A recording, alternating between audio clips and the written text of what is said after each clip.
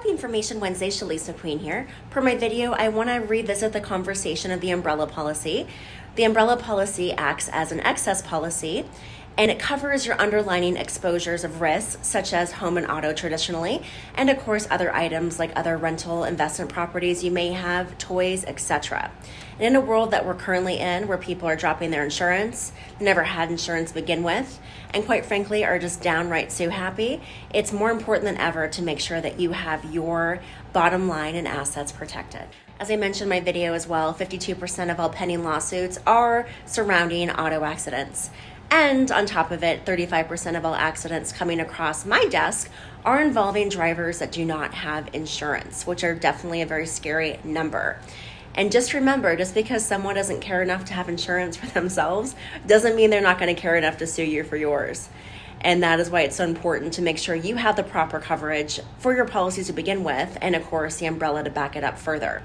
Because what's going to happen if you're involved in a lawsuit, whether it's auto or some other issue, you're going to have your assets possibly sold to pay off the debt, of course, future and current wages garnished, savings accounts depleted. All of that's going to happen to you just by not having the proper protection against all of the craziness on the outside world. I'll give you some other stats that are pretty darn frightening. These all are off the ADOT website of recent settlements revolving auto accidents. One had a broken leg that resulted in a car accident, and that was a $325,000 payout. Another one had a spinal cord injury, nothing that was life-threatening or permanent. That was a $2.8 million payout settlement. A deceased passenger, $1 million. Pedestrian crossing the street and happened to have a little bit of bumps and bruises, $667,000 settlement.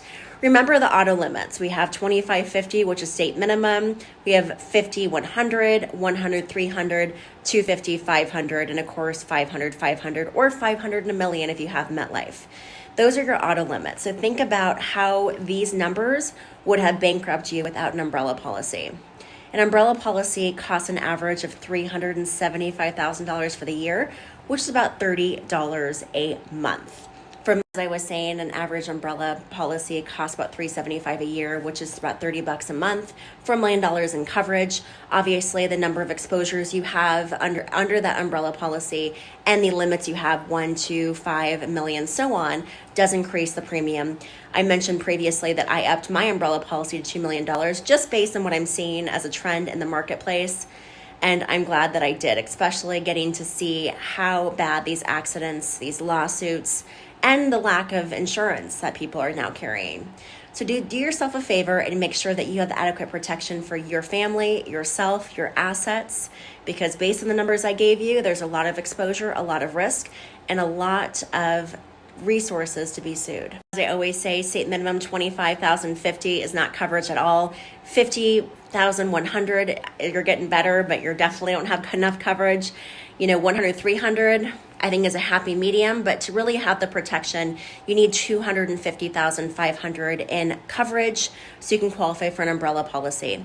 Give me a call so I can audit your policy, quote you an umbrella, and make sure that you have the peace of mind that you're not going to be taken advantage of or have a situation that's going to leave your family crippled financially. You can give me a call at 602-525-5665 or email me at cmcqueen@farmersagent.com. Remember to ask yourself, are you protected? We'll see you next week.